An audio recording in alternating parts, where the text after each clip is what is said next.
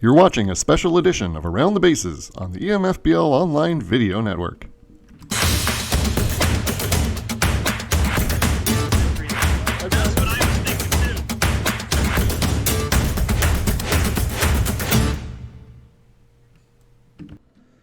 All right, you're watching Around the Bases on the EMFBL Online Video Network, and we have a special guest for this edition, this segment, and we have Jason Williams of the defending EMFBL World Champion Wilmore Mammoth.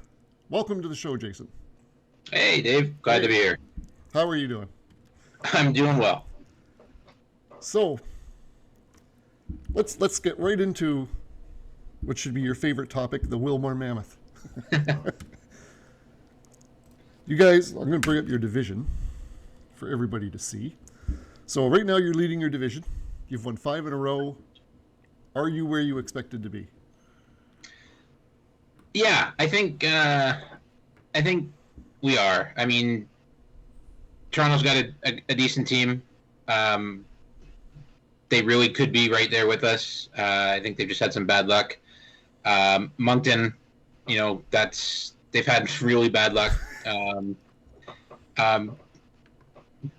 Buckins is playing well. They're kind of fallen off lately. I mean, they swept me a week ago, so it's been a tough week for them. But Binghamton's finally fallen off. But I think you said it at the beginning of the year in your preview show.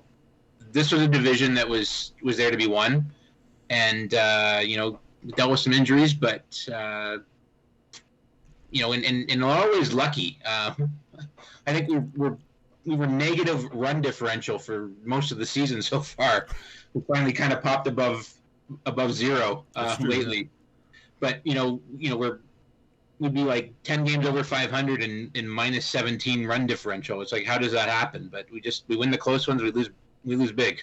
Yeah, you're kind of the opposite of Hilo, because back at the beginning of the season, Hilo was doing terrible and was something like 7 or 8 under 500, and their run differential was on the plus side. So that's how I knew they were going to kind of turn things around. But with you, I didn't quite know what was happening because of the run differential. But I figured with the division you were in, you would be okay in the long run. Yeah, I mean, and you've got the last year's stats up there too. We're only a game better than we were last year at this time, and the difference being Moncton just isn't having the season they had last year. I just realized I didn't have my camera on in the transition. But that's okay. So if you're all watching right now, I'm now on screen. So I actually put side by side with last year, where you guys were at this exact time last year. Game-wise, we're actually a week further along. But everybody in your division pretty much has improved. Buckins, for the most part, I'll say is about the same, even though they are 4 less wins at this point, but they've lost 3 in a row. So they win a couple of those games, and they're pretty much right where they should be. Moncton, on the other hand, and I think you listed them as your disappointment in your mid-season review, which a lot of other people did. And I've got stats on Moncton, which going into the season, I kind of figured it was going to be between Wilmore and Moncton. Toronto might kind of challenge. But as we've seen so far, Toronto's doing what I thought they may do. Moncton's not. Now my screen won't change. So here we go. So on Friday, Moncton had an 11-0 lead going into the 5th inning, or going into the bottom of the 4th inning. And they lost 12-11. They gave up 4 runs in the bottom of the 9th to Richville. And I know it's Richville. Richville's been playing well all season. But is this kind of the final straw for Moncton? Is this the breaking point for them? Because a lot of people were choosing them as being the team that was going to rebound. Even you, I think, picked them as... Actually, you picked Kelowna as the charge. But a lot of people picked Moncton as the team that was going to turn things around in the second half. Does this kind of put that final nail in the coffin to say that they're just not going to come around? Yeah, I mean, I was looking at their team earlier. They have what looks like a really good starting rotation at first glance, but as you dive into the numbers, they really have like I think Garrett Cole gives up too many home runs. Somebody else walks too many guys. I have a way of evaluating pitchers. I think one of the biggest thing in this league is to understand that pitchers' salaries are based on ERA, but ERA is not like I don't even count ERA when I'm looking at how good a pitcher is. And like Garrett Cole lines up as about the same as Joe Musgrove for me, and he's my third starter. Like they just don't have the starting pitching it looks like they have, and I don't think they can go, 45-22 with that starting pitching. Their bullpen, they have a couple guys that again they look like they're good guys, but they're guys I wouldn't touch in my bullpen. And that's just so I don't think they. I mean, their offense is there, but their pitching, they're never going to be able to go on a run with that pitching. So yeah, I don't think they're going to make up 10 games, and it's going to be really hard for somebody in the Cox Division to get a wild card with how well the teams are playing in the other division. So yeah, just looking at their stats, I mean, the offense is 7th in the league. The offense is scoring runs. The defense is decent. It's 9th, tied for 9th, although they've turned a league low 48 double plays. I think the next lowest team is at 59, so they've turned a lot less double plays than everybody else. And it's been their pitching, and I thought pitching was going to be their strength. But you can see on the screen, this is what their rotation has done. They've had 6 pitchers go this year. Garcia went because Gray was out for 2 weeks or 3 weeks. And Nola, who's been their best pitcher, he got lit up for 7 runs in 5 innings on Friday. In that 11-0 lead with Nola on the mound seemed like a sure thing for them, and even that wasn't. And you even mentioned there Garrett Cole. I mean, 41 home runs and 19 starts. That's pretty clear what his problem is. Yeah, I mean, and that's the thing about like this season in particular too is with such a short MLB season last year, the stats are a little bit out of whack. There's lots of hitters that have really big OPSs because they didn't have a chance to get into a 1 for 20 streak or a 5 for 40 streak midsummer. And the same thing with pitching. Now when you have the best hitters coming in, in a 20-team league like we have, the best hitters are there. Even good pitchers are going to now be facing better batters. And I mean that number's high, but if you look at how many home runs Cole gave up last year, it's not unfathomable that he would give up 41 in 19 starts. He's on pace right now to give up about 80 home runs this year, which I don't think I tracked that as a record. Maybe I should have. I may have. I don't know. I'll have to check it. But yeah, I don't think I've seen any pitcher in this league giving up 40 home runs before even reaching the mid-season break. Yeah, it's crazy. Yeah, and I knew the home runs were going to be up, but not that high, and not for a guy like Cole. That's just insane for him, and that's been for a while. I was thinking the numbers on Cole were the biggest problem with Moncton, but now it's just his overall pitching. Because I mean, Gray got off to a good start this year. I think he actually started 3-1, and now he just keeps losing. And Snell has been terrible his last few starts. So it just seems like the entire pitching staff rotation is just falling apart in Moncton. And I just don't see them turning things around at this point. I think they're going to have to be sellers. Yeah, and I think he's already said he is. Yeah. I think I saw a message today saying he was. So. Did he post a message saying he was? I believe so. Yeah. He's looking for next year. So, which no matter what I said, yeah, if you're not going to go for it, you're not going to make it. So, but I think that's a wise decision. I think you're at this point it's fish or cut bait. So make a decision and go with it. He's got tons of depth. I mean, the probably Moncton is the best organization when it comes to the depth and the youth and everything in the league. They're just for some reason it's not coming up with wins despite all of that. But he's still in great shape roster wise. Mm-hmm. He just doesn't win. But speaking of pitching, I mean, you look at those numbers, and there's a team that's comparable to those numbers that's doing much better, and that's Kelowna. This is Kelowna's pitching and their run support. The run, I mean, Pineda is 10-5 with a 5.15 ERA. He gets 7.5 runs a game for him.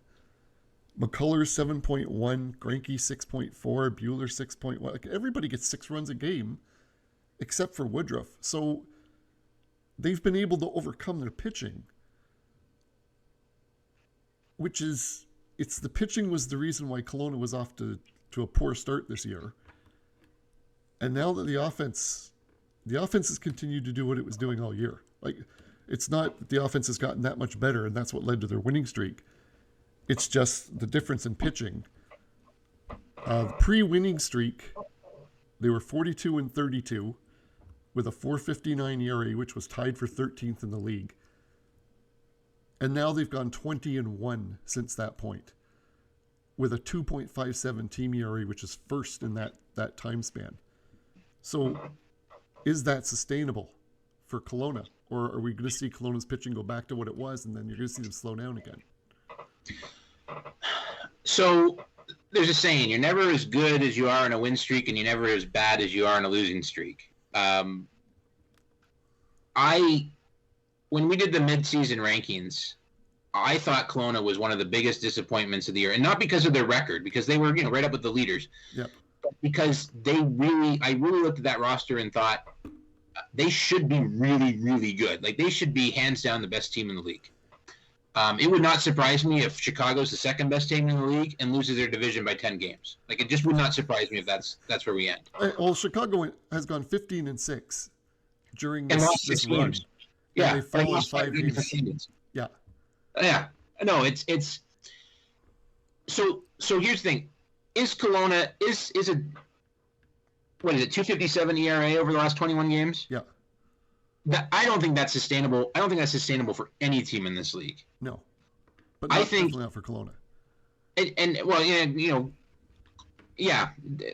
And so they have the offense. So I think you asked 2 questions.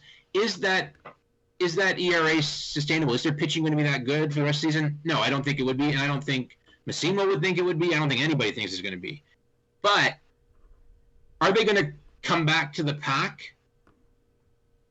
I don't think so. I mean, I think Chicago is the biggest threat to them for the best record in the whole league, and yet I think Chicago's almost has to settle for a wild card at this point. I don't think they'll catch them. I mean, I may be wrong. It has happened. Yeah. But I just look at that team and go, they can out-hit so many of their pitching problems. And the thing is, and this goes back to what you were saying about Hespeler last week in your video. Massimo doesn't tinker. No. Right? I mean, I'm sure. I mean, he hasn't said anything to me. I don't know anything, no inside information here. But I would guess he was disappointed, frustrated even, with the way his team played in the first half of the season, with their record. Nobody is 19-0 good. Nobody wins 19 games in a row, because of sheer talent. There's a lot of luck. I mean, my team, Wilmore, had a 14-game win streak a few years ago. I think we finished the season, we won our division, but we finished the season about 14 games over 500. We're basically a 500 team the rest of the year. And I remember when that win streak happened thinking, we had so many series where we'd lose 2 out of 3 to a bad team, or we get swept by a team that we should, win 2 games against type thing. And it was frustrating. And then that we ran off this 14-game win streak, and we beat some good teams in that 14-game win streak. And I thought to myself at the time, okay, the baseball gods are basically making up for the losses I had earlier. So where Massimo probably could have won, 10 or so games more in the first half of the season, he probably shouldn't have won 19 in a row. I mean, a 13-6 would have been a really good record over 19 games. So I think the last 19 games have been sort of that evening out of things, and where, Kelowna just doesn't tinker with their roster. They know that things are going to eventually come around. He's been doing it long enough, and he's been winning long enough He knows how to handle it, and I think they're like I said, I don't think their pitching will be this good, but I can't see them falling back to the pack as far as in the standings. Yeah, he made the one trade. That was really the only change he made. And actually, at the start of the streak, they lost to Guelph 5-4, and then won the 19 in a row. They had actually won 4 in a row before that loss to Guelph. So he's actually won. He's gone 24-2 in his last 26 games now. Yeah, I think he swept me right before the streak started. But yes, he did actually. And right before that sweep of you, just taking a quick glance at it, he went 2-5. Yeah. Before this run, and that was because he played. He won. He lost 2 out of 3 to Buckins, and then lost 2 out of 3 to Broad Street. Yeah, because he played a bunch of games on the road, and actually before that, he dropped 2 out of 3 loss to Los Angeles. Yeah, like I said, there's really, I mean, I never go into a series thinking I should sweep this. I think in terms of win 2 out of 3. You should win 2 out of 3, if not sweep Los Angeles. You should win 2 out of 3 against Buckins. I mean, Broad Street's a really good team. Winning 1 out of 3, that happened. You're not going to win every series all year. But that's what I mean. Like there was some losses before this streak started. I mean, then he sweeps me. Wins 2 out of 3 against you, and then goes on. And then of course the streak ends losing to Mount Pearl. And I think Mount Pearl's done a great job considering what they had to start with at the end of the season. But the team's the talent's just not there. No knock to the manager whatsoever. That team just was gutted by the former manager. So and I think they're sitting tied for the worst record in the league. So that's what I mean. Like the baseball gods don't always make sense. Yeah. Well, I mean, he had gone 8-1, and then went 3-7. Yeah. And then won 19 in a row. So, and the thing is, I was looking at Kelowna in the first half of the season, and I wasn't surprised. I really wasn't, because I think I said going into the season, in the preseason rankings I did, I said that Kelowna's biggest issue outside of injuries was going to be their pitching staff. I focused more on the bullpen than the starting rotation. I thought the starting rotation would be okay. It would be the bullpen would be the problem, because he doesn't have a lot of depth in his bullpen. He never really fills up his bullpen with too much depth. But his bullpen's actually was kind of his saving grace early in the season, because they were pitching phenomenal early, while the starting rotation was just getting hammered. And between the offense putting up ridiculous runs per game, and I mean, you can see on the screen there his streak, and you can see what the offense did during his streak. I mean, as well as his pitching did. He was putting up like 9 runs a game against Toronto, and 9 runs a game against Hinkson Creek. Carolina, who he thought might give him a problem because he was in Carolina, he put up 8 runs a game against them. So they weren't even close games. Like, he wasn't just barely winning games to keep the streak going. He was crushing teams. He was living up to his team name. But I actually felt going into the season, when I was watching him kind of struggling along, and I mean, struggling along, he was still over 500 and challenging for first. But I felt that was where he was supposed to be. I was surprised when he took off the way he did, because knowing what I was thinking about his pitching going into the season, and seeing how his pitching was doing, I figured he's going to be one of those teams who's going to,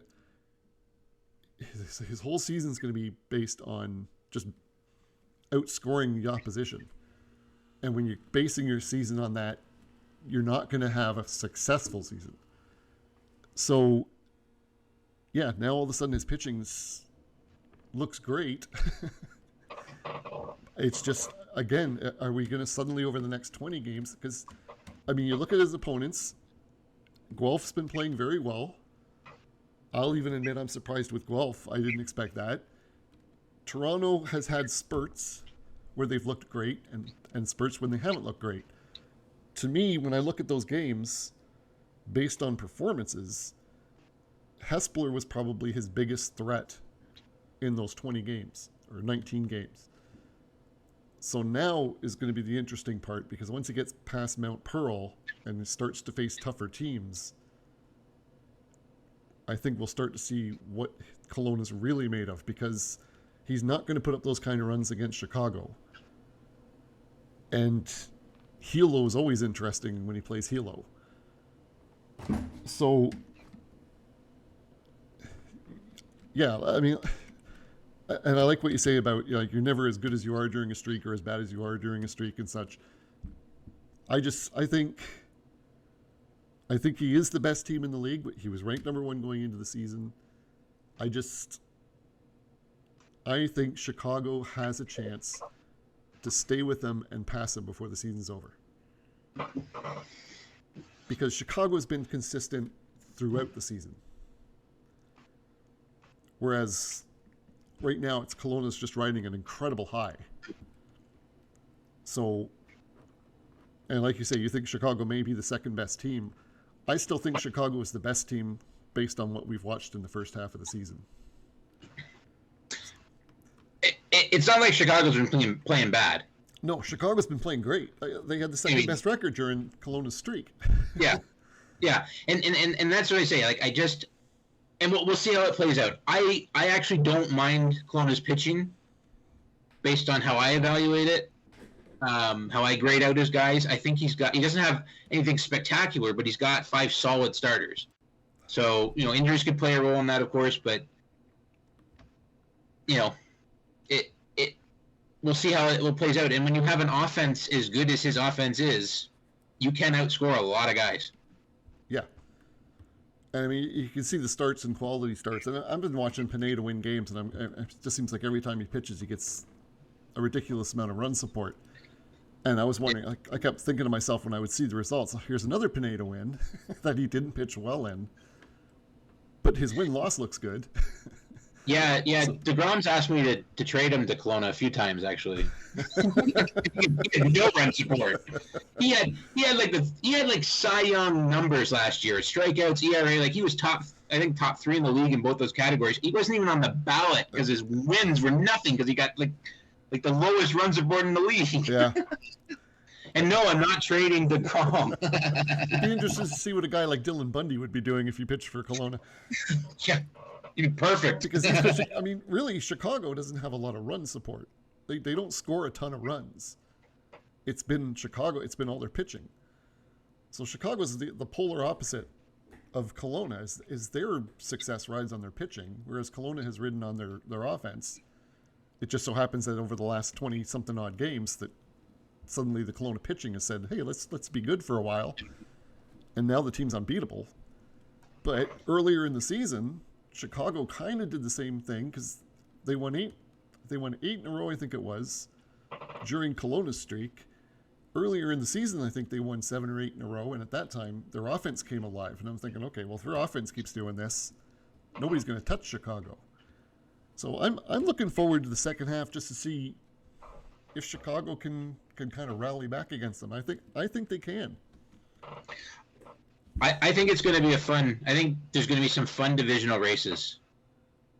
I mean, what's going on in your division, in the American League? You know, I hope it isn't that exciting in my division. I hope I pull away with it and, you know, win easy. But no, and you look at what's going on in the other National League division.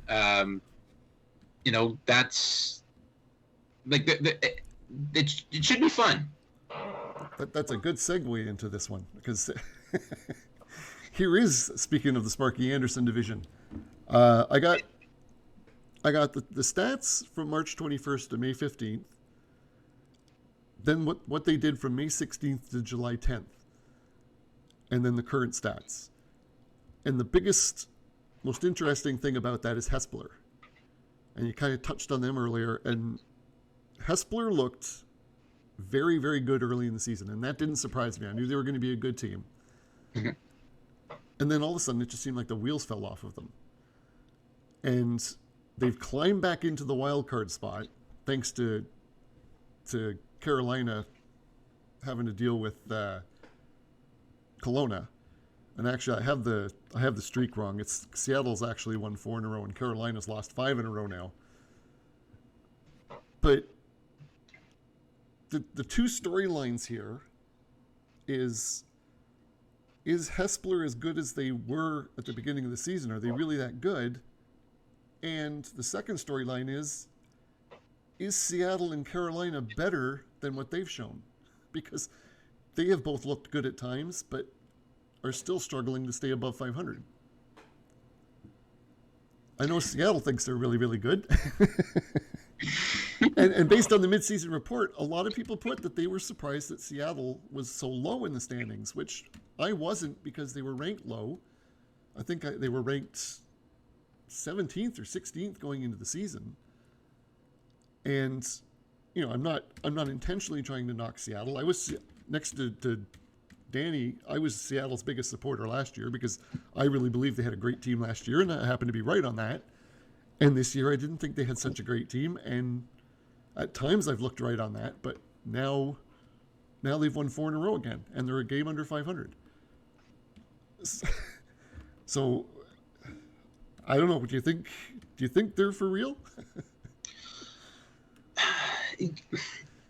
I'm not sold on Seattle. I'm kind of like you on this one. I mean, Danny did an amazing job building his team up for last year. Yep.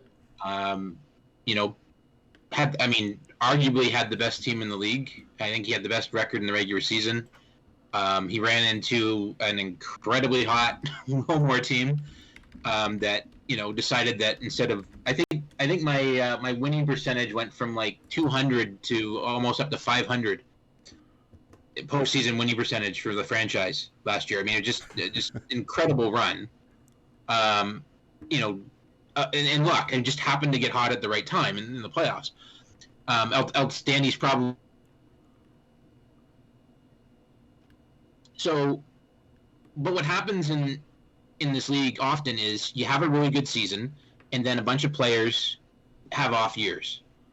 No better example really than my team this year. You look at my offense. I mean, I've got Olsen and Arenado, who had awful seasons last year. Short season, obviously, but awful season. Yeah. After great seasons, they were catalysts in my team's offense last year, and they're all stars in the Major League Baseball this year. They just had bad seasons last year, so the team drops. And so I saw that with Seattle. I saw them going, okay, they've had some guys have some down years. They'll bounce back. They'll probably be a really good team next year again. I think this is just a down year. And I think, and it's not knocking anything that Danny's done. He's done a great job managing it. And he's going to be in a position next year to challenge again for the division, so it's a down year. And I think it is. And really, he's done a great job managing the team to keep them in the hunt this year, I think. Carolina, again, they've had so much bad luck. I mean, they were in my division for 5 years when we were the National League South. Yeah. And same thing, Chicago. Like, none of them could win the division. Like, Wilmore won that division every year. Like, and that's hard to believe because these are great managers and just had bad luck. And Dell had the really unfortunate thing last year of having to basically gut his team for salary cap because he had tons of guys have huge salaries. So, he's kind of in that middle section where, what do you do? So, I mean, I could see Carolina challenging. I could see Seattle challenging just because they have really good managers. But I think talent-wise, Hilo and Hespler should be the two teams that are at the top of that division. And I think, going back to what I said about, Kelowna not tinkering, well documented last week by you on all Hespler's tinkering. And the thing is, you kind of just have to let it ride. Yep. You have to, you have a guy that's a 300 hitter. If he's hitting 200, there's a good chance he's going to hit 350 for a stretch. Yeah. If you take him out of the lineup, he doesn't get the chance to hit 350. So, certain guys will be down, and it doesn't always happen. I mean, I remember Brian Anderson for me last year, should have been like a 275 hitter and hit like 210 all season. Like I just kept waiting for him to get hot. It never happened. Until the playoffs, I think.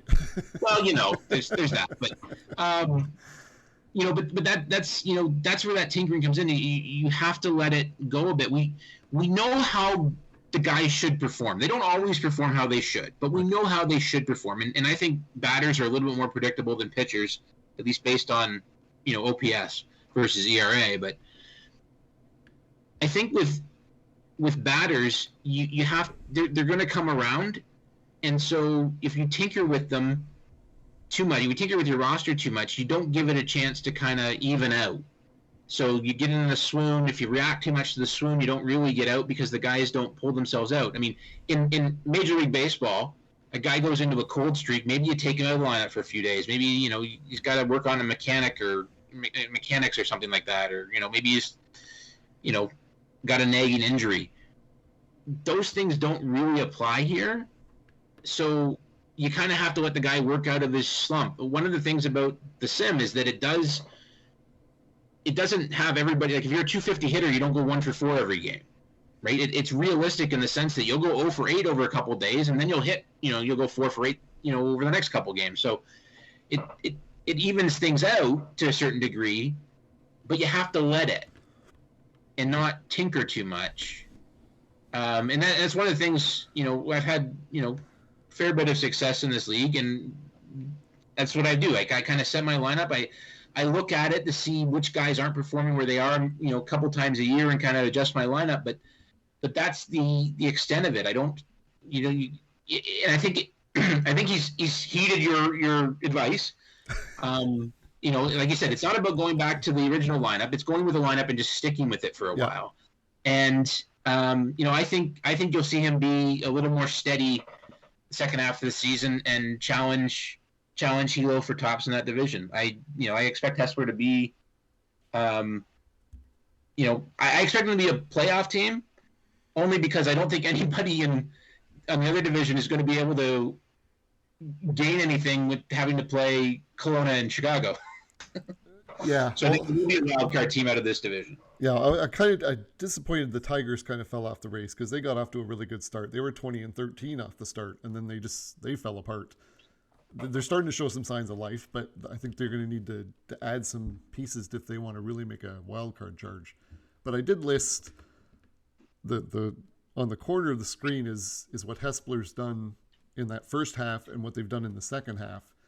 And the offense is, they're down in that same set of games. They're down 35 runs, so they've dropped they had the 4th best offense in that first stretch, and then over the next stretch they've had the 16th best offense, so they haven't scored as much. The pitching's relatively stayed the same, and the defense has actually went from 1st to 8th. So you could kind of say, well, the defense has struggled a little bit, and that's led the pitching numbers to go up just slightly. So it seems like it's an offense issue for Hespeler more than it is a pitching issue. And like you say, it's with the offense, if you're not giving them a chance to work their issues out, it's going to last longer, your slump, potentially, which it seems to be what's going on right now. They have won 2 in a row, but they aren't. I think it's Pullman they're playing. So they should win those games. It's for Hespeler, their problem is going to be is when they start playing some better teams, they need to win 2 out of 3. Are they going to do that? And that's what we're going to have to wait and see. I felt bad because I felt like I was maybe being harsh with him and the changes until I looked at the changes and realized how far above everybody else he was. And I was like, okay, well, this is a problem. I knew he was making a lot of changes. I didn't think he was making that many above everybody else. But I don't know. Like, do you think? Am I right calling that out? Do you think that is part of the problem, or does his team just maybe get off to a hot start that was better than he should have been doing? Well, it's hard to say, how much different that would be. I mean, we talked earlier about, hot streaks. I mean, everybody has hot streaks. Everybody has cold streaks. So, did he start maybe better than he should have been? Sure. Did he go into a streak that was a little worse than he really is? Is it based on the fact that there was tinkering to the roster? You'll never know. But, there's a good chance he would have gone into a swoon at some point. And, the key to me is let the swing happen, because eventually you'll come out. It's like, they say it about, individual hitters all the time. Just keep swinging. The ball, you'll get a bloop here, CNI grounder somewhere, if you're in a slump, because the worst thing you can do is not hit. Manager pulls out your star hitter because he goes 0 for 10. Nobody does that, because they know eventually they'll get out of the swamp. Sometimes you hit the ball hard and right at somebody, right? So Yeah. this is obviously on a team level thing, but you kind of got to let it play out to a certain degree. I mean, Yogi Berra had a saying, make a plan and stick to it unless it's not working. Yeah. so there you go, right? Like, so yeah, it'll be interesting to see, especially, we come up to the trade deadline, who's going to be able, I mean, everybody's so close to the cap, and limited teams, being sellers, because a lot of teams are in it, and competing, don't necessarily want to give up. It'll be interesting to see what can get done. I know Kitchener really wants to trade Voigt. Really does. but nobody can. I think it's $8.5 million. I mean, I really wanted to trade for Voigt, and I looked, and it was like, I cannot, forget who he wanted. I hadn't even asked him who he wanted, but I was like, I'd have to subtract so much depth and probably starting players. Would it really make would there be a potential for it to be even a positive change? And that's without giving him anything of value, which I'm sure that I would have to.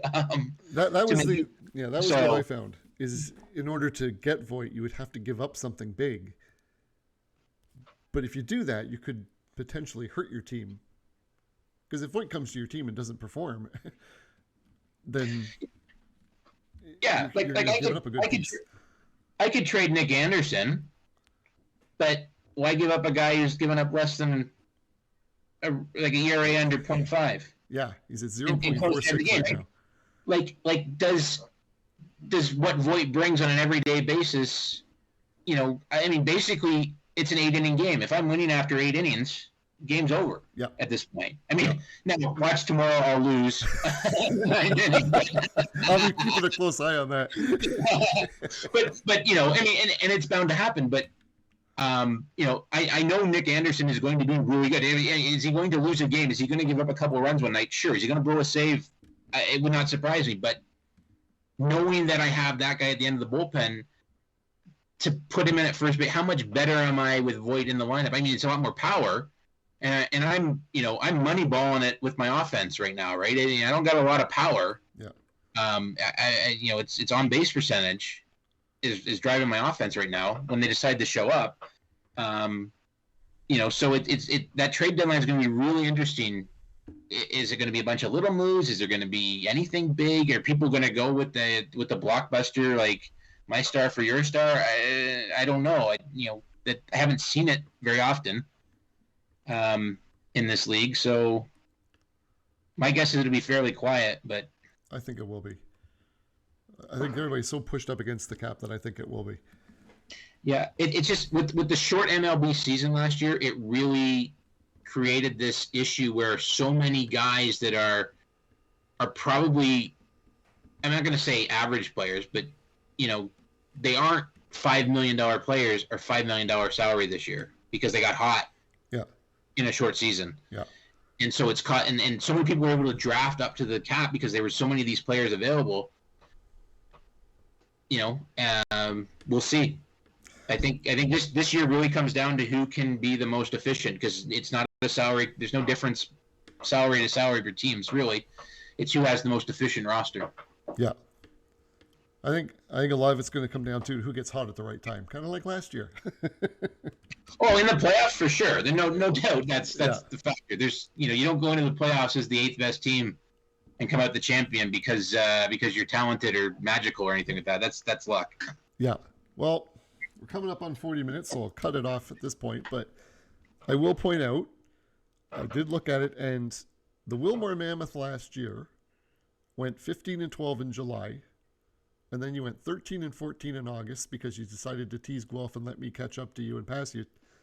and then you went 10-7 in September when Guelph fell apart and squeaked into the playoffs and went on to your win. Moncton, last year Moncton went 16-11 in July, 17-9 in August, and 12-6 in September. So Moncton went 45-26 from July 1st on last year. And as we pointed out, they would have to go 45-22 to reach 88 wins. So they would have to pretty much repeat what they did last year at this point. I don't see them doing it. So I think you might be in good shape this year to win the division, and we'll see if you can repeat and become the first team to do that. Well, if last year showed us anything, if you get in, it's possible. Exactly, and that's what I've been telling people for years, especially the people that are just over 500 by a couple of games who decide to blow it up at the trade deadline. I'm like, why? Make a go at it. Anything can happen. You proved that last year. We'll see if you can do that again. As I said, I'm going to end things off here. I want to thank you, Jason, for joining me for this segment. And I'll be back hopefully with some other guests in the coming days. We've got our 3-day break coming up this week. So it'll be a nice break for me. And maybe I'll get a couple of videos posted for everybody else. So for Jason Williams, I'm your host, David Riley. You've been watching Around the Bases, a special edition on the EMFBL Online Video Network. And we'll see you next time.